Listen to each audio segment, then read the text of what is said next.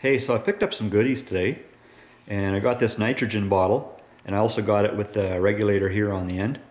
So that's going to come in handy for filling up these shocks. I just got to get the right line, high pressure line that goes from the shocks to the regulator here. And I've got a pressure gauge that goes up to 600 pounds. So that's all going to come in handy. So I'm going to show you guys what's going on here with this machine.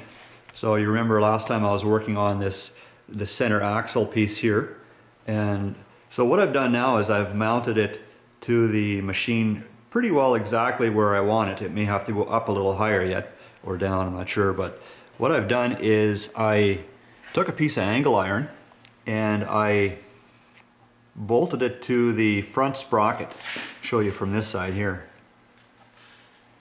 right in there. So that piece of angle is bolted along the side of that sprocket, and it comes out along the back here.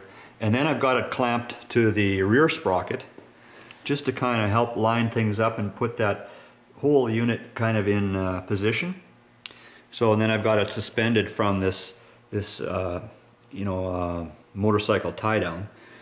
So that way I can adjust the height also as I need to.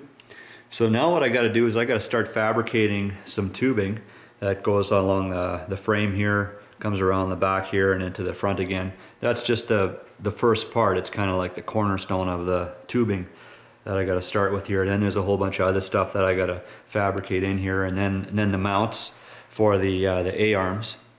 So now of course that piece of angle iron there is just a temporary piece. It's only there to locate that rear sprocket and that rear shaft assembly, just to line it up with the rest of the machine so that I can start fabricating the framework that goes around all that stuff for the A-arms and to support that piece also. But yesterday I was bending some tubing, and this is what I made yesterday.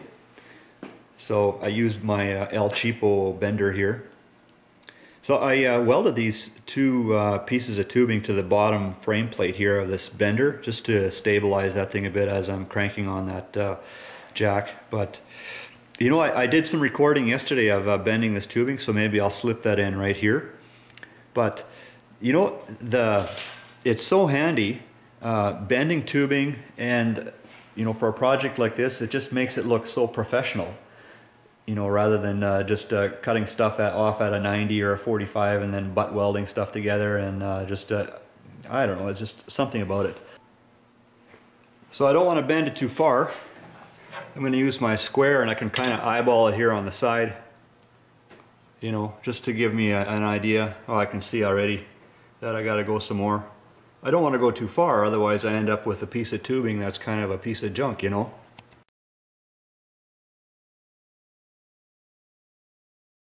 That shoe usually gets stuck on there really good.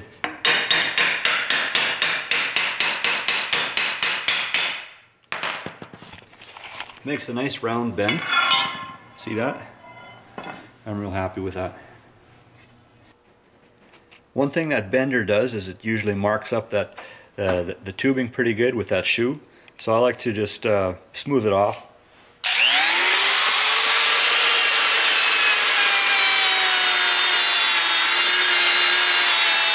Just a little disc on a die grinder works pretty good.